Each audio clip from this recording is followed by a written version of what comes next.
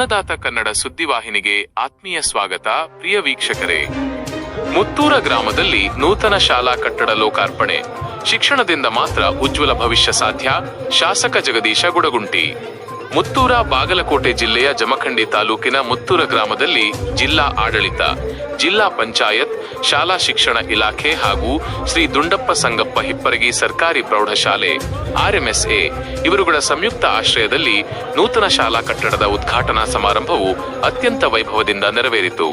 ಉದ್ಘಾಟನೆ ಅತಿಥಿಗಳು ಹಾಗೂ ಪರಮಪೂಜ್ಯರು ರಿಬ್ಬನ್ ಕತ್ತರಿಸುವ ಮೂಲಕ ನೂತನ ಕಟ್ಟಡಕ್ಕೆ ಚಾಲನೆ ನೀಡಿದರು. ತದನಂತರ ವೇದಿಕೆ ಕಾರ್ಯಕ್ರಮವು ನಾಡಗೀತೆ ಹಾಗೂ ರೈತಗೀತೆಯೊಂದಿಗೆ ಮಂಗಲಮಯವಾಗಿ ಆರಂಭವಾಯಿತು. ಜಮಖಂಡಿ ಕ್ಷೇತ್ರ ಶಿಕ್ಷಣಾಧಿಕಾರಿಗಳಾದ ಶ್ರೀ AK ಬಸನ್ನವರ ಅವರು ಕಾರ್ಯಕ್ರಮಕ್ಕೆ ಆಗಮಿಸಿದ ಎಲ್ಲ ಗಣ್ಯರನ್ನು ಹಾರ್ದಿಕವಾಗಿ ಸ್ವಾಗತಿಸಿದರು. ಕಾರ್ಯಕ್ರಮದಲ್ಲಿ ಪ್ರಾಸ್ತಾವಿಕವಾಗಿ ಮಾತನಾಡಿದ ಭೂದಾನಿ ಶ್ರೀ ಮುತ್ತಣ್ಣ ಹಿಪ್ಪರಗಿ ಅವರು ತಮ್ಮ ತಂದೆಯವರ ಶಿಕ್ಷಣ ಪ್ರೇಮವನ್ನು ಸ್ಮರಿಸಿದರು. ಗ್ರಾಮದ ವಿದ್ಯಾರ್ಥಿಗಳ ಶಿಕ್ಷಣಕ್ಕೆ ತೊಂದರೆಯಾಗಬಾರದೆಂಬ ಉದ್ದೇಶದಿಂದ ನಾವು 1 ಎಕರೆ ಭೂಮಿಯನ್ನು ನೀಡಿದ್ದೇವೆ. ಒಮ್ಮೆ ದಾನ ನೀಡಿದ ಮೇಲೆ ಅದು ನಮ್ಮದಾಗುವುದಿಲ್ಲ, ನಮಗೆ ಸನ್ಮಾನದ ಹಂಗಿಲ್ಲ ಎಂದು ಹೇಳುವ ಮೂಲಕ ತಮ್ಮ ಸರಳತೆ ಮೆರೆದರು. ಕಾರ್ಯಕ್ರಮದ ಅಧ್ಯಕ್ಷತೆ ವಹಿಸಿದ್ದ ಜಮಖಂಡಿ ಶಾಸಕ ನಾಡೋಜ ಶ್ರೀ ಜಗದೀಶ ಗುಡಗುಂಟಿ ಅವರು ಜ್ಯೋತಿ ಬೆಳಗಿಸಿ ಕಾರ್ಯಕ್ರಮ ಉದ್ಘಾಟಿಸಿ ಮಾತನಾಡುತ್ತಾ, ಜೀವನದಲ್ಲಿ ಗುರುವಿನ ಪಾತ್ರ ದೊಡ್ಡದು. ಕಠಿಣ ಪರಿಸ್ಥಿತಿಯಲ್ಲೂ ಶಿಕ್ಷಣವನ್ನು ಕೈಬಿಡಬಾರದು. ತಮ್ಮ ಸ್ವಂತ ಜೀವನದ ಹಾದಿಯನ್ನು ಸ್ಮರಿಸುತ್ತಾ ಬಡತನದಲ್ಲಿ ಓದಿ ಇಂಜಿನಿಯರ್ ಆಗಿ ಇಂದು ನೂರಾರು ಜನರಿಗೆ ಉದ್ಯೋಗ ನೀಡುವ ಹಂತಕ್ಕೆ ಬೆಳೆದಿರುವುದಾಗಿ ತಿಳಿಸಿದರು. ಶಾಲೆಗೆ ಜಮೀನು ನೀಡಿದ ಹಿಪ್ಪರಗಿ ಕುಟುಂಬದವರ ಕಾರ್ಯವನ್ನು ಶ್ಲಾಘಿಸಿದ ಅವರು ಶಾಲೆಗೆ ಅಗತ್ಯವಿರುವ ಮುಂದಿನ ಎಲ್ಲಾ ಸೌಲಭ್ಯಗಳನ್ನು ಒದಗಿಸಿಕೊಡುವುದಾಗಿ ಭರವಸೆ ನೀಡಿದರು. ಕಾರ್ಯಕ್ರಮದಲ್ಲಿ ದಿವ್ಯ ಸಾನ್ನಿಧ್ಯವನ್ನು ಶ್ರೀ ಗುರುಸಿದ್ದೇಶ್ವರ ಮಹಾಸ್ವಾಮಿಗಳು, ರಾಚೋಟೇಶ್ವರ ವಿರಕ್ತ ಮಠ ಹಾಗೂ ಶ್ರೀ ಪರಿಪೂರ್ಣಾನಂದ ಭಾರತಿ ಮಹಾಸ್ವಾಮಿಗಳು ಸಿದ್ಧಾರೂಢ ಮಠ ವಹಿಸಿದ್ದರು. ವೇದಿಕೆಯ ಮೇಲೆ ಉಪಸ್ಥಿತರಿದ್ದ ಪ್ರಮುಖರು ಶ್ರೀ ಸುನೀಲಗೌಡ ಪಾಟೀಲ, ಗ್ರಾಮದ ಪ್ರಮುಖರಾದ ಮುತ್ತಣ್ಣ ಗಡೆಪ್ಪಣ್ಣವರ, ಹನುಮಂತ ಹಿಪ್ಪರಗಿ, ಪ್ರಕಾಶ ಹಿಪ್ಪರಗಿ, ಬಸವಂತ ಹಿಪ್ಪರಗಿ, ಶಿಕ್ಷಣ ಇಲಾಖೆಯ ಅಧಿಕಾರಿಗಳು ಹಾಗೂ ಗ್ರಾಮದ ಗುರು ಹಿರಿಯರು, ಗ್ರಾಮಸ್ಥರ ಮತ್ತು ಶಿಕ್ಷಣ ಇಲಾಖೆಯ ಸಹಯೋಗದೊಂದಿಗೆ ನಡೆದ ಈ ಸಮಾರಂಭವು ಮುತ್ತೂರ ಗ್ರಾಮದ ಶೈಕ್ಷಣಿಕ ಇತಿಹಾಸದಲ್ಲಿ ಒಂದು ಹೊಸ ಮೈಲಿಗಲ್ಲಾಯಿತು.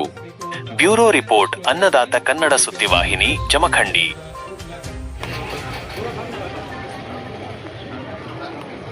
ಹಾಗೆ ಈ ಒಂದು ದಾನಿಗಳನ್ನ ಈ ಸಂದರ್ಭದಲ್ಲಿ ನಾನು ಸ್ಮರಿಸಿಕೊಳ್ತಾ, ನಮ್ಮ ಈ ಸರ್ಕಾರಿ ಶಾಲೆಯಲ್ಲಿ ಸುಮಾರು 168 ಈಗಾಗಲೇ ಹೇಳಿದಾಗೆ ದುಂಡಪ್ಪ ಗಂಗಪ್ಪ ಇಬ್ಬರಿಗೂ ನನಗೆ ಸಾಮೂಹ ಹೇಳ್ತಾ ಇದ್ರು 30 ವರ್ಷಗಟ್ಟಲೆ ಅವ್ರ ಪುರಾಣ ಪ್ರವಚನ ನೀಡ್ತಿದ್ರು. ನೋಡ್ರಿ, ಸಾಮಾನ್ಯ ಅಲ್ಲದು. ಪ್ರವಚನ ಪುರಾಣ ಹೇಳುವಂತಹ ವ್ಯಕ್ತಿ ಮಹಾ ಮೇಧಾವಿ ಆಗಬೇಕು. ಯಾವ ಬದ್ನಿಕೆ ತಿನ್ಬೇಡ ಅಂತಾನ ಅವ ಮೊದಲು ಬದ್ನಿಕೆ ತಿನ್ನು ಬಿಡ್ಬೇಕು ಅಂತ ಒಂದು ಉನ್ನತ ವಿಚಾರವನ್ನು ಹೇಳುವಂತ ವ್ಯಕ್ತಿ ಯಾವ ತರ ತಾ ನಡ್ಕೊಂಡಿರ್ಬೋದು ಜೀವನದಲ್ಲಿ, ಇದು ನಮಗೆ ಗೊತ್ತಾಗ್ತದ. ಅಂತ ಒಂದು ಇಬ್ಬರಿಗೆ ಬಳಗ ಇವತ್ತು ಬೆಳೆದು ನಿಂತಿದೆ. ಅದಕ್ಕೆ ಈ ಒಂದು ನಿಜವಾದ ಪ್ರತಿಯೊಬ್ಬರ ಜೀವನದಲ್ಲಿ 3 ಆಲಯಗಳು: ಆಲಯ, ದೇವಾಲಯ, ವಿದ್ಯಾಲಯ. ಆಲಯ ಅಂದ್ರೆ ಮನೆ. ಮನೆಯಲ್ಲಿ ಮೊದಲು ಸಂಸ್ಕಾರ ಕೊಡುವಂತಹದ್ದು ಮೊದಲು ತಾಯಿ ತಂದೆಗಳು ಹಾಗೂ ಅವರ ಬಂಧು ಬಳಗದವರು.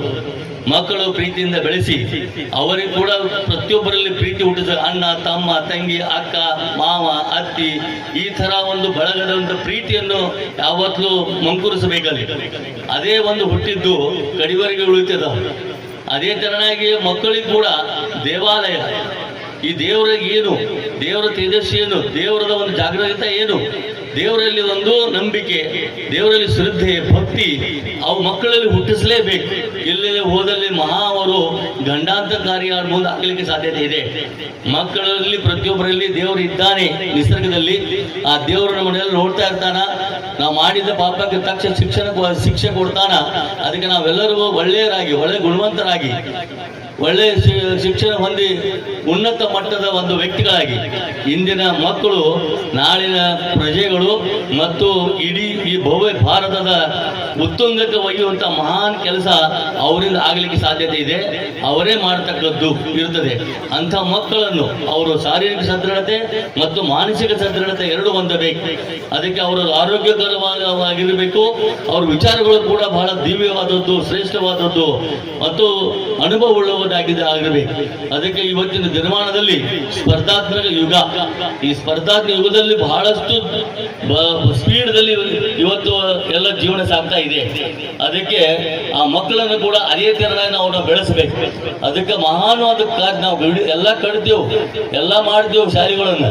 ಆದ್ರೆ ನಿಜವಾದ ಒಂದು ಜೀವ ಅಂದ, ನಿಜವಾದ ಒಂದು ಆಸ್ತಿ ಅಂದ್ರೆ ಇವತ್ತು ಶಾಲೆಯಲ್ಲಿ ಕಲಿಸುತ್ತಿರುವ ಗುರುಗಳು, ಗುರು ಮಾತೆಯರು ಮಾತ್ರ ಶ್ರೇಷ್ಠ.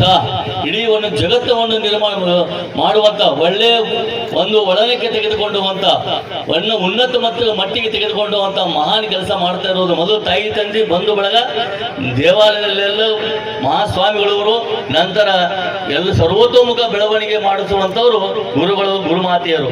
ಜರ್ಕರ್ದ ಅವ್ರು ಸರಿಯಾಗಿ ಕೆಲಸ ಮಾಡದೆ ಹೋದ್ರೆ ಅವ್ರು ನಾವು ಇಷ್ಟು ಬೆಳಿಲಿಕ್ಕೆ ಸಾಧ್ಯನೇ ಇಲ್ಲ. ಅದಕ್ಕೆ ಅವರು ಎಲ್ಲರೂ ತಪ್ಪು ಮಾಡಿದ್ದಾದ್ರೆ ಅದು ಮಹಾಪಾಪ ಕೂಡ ಆಗ್ತದೆ. ಅದಕ್ಕೆ ಅವರು ತಮ್ಮಲ್ಲಿ ಇರುವಂತ ಮಹಾವಿದ್ಯೆ ಎಲ್ಲವನ್ನು ದಾರಿ ಎರೆದು ಮಕ್ಕಳಿಗೆ ಕಲಿಸಬೇಕು. ಆಗುತ್ತಿರುವ ಬದಲಾವಣೆಗಳು, ಯಾಕಂದ್ರೆ ದಿನಂಪ್ರತಿ ಇವತ್ತು ಟೆಕ್ನಾಲಜಿ ಇಂಜಿನಿಯರಿಂಗ್ ಒಳಗೆ ಬಡ್ತಿ ಹೊಂತಾ ಇದೆ. ಸಂಶೋಧನೆಯಿಂದ ಬಹಳಷ್ಟು ಕಲಿತಾ ಇದ್ದೇವೆ. ಅವನು ಕೂಡ ಅವರು ಅರ್ಥ ಮಾಡ್ಕೋಬೇಕು, ಅದನ್ನು ಅಪ್ಗ್ರೇಡೇಷನ್ ಮಾಡ್ಕೋಬೇಕು, ಅದನ್ನು ತಿಳಿಸಿ ಮತ್ತೆ ಮಕ್ಕಳಿಗೆ ಹೇಳಬೇಕು.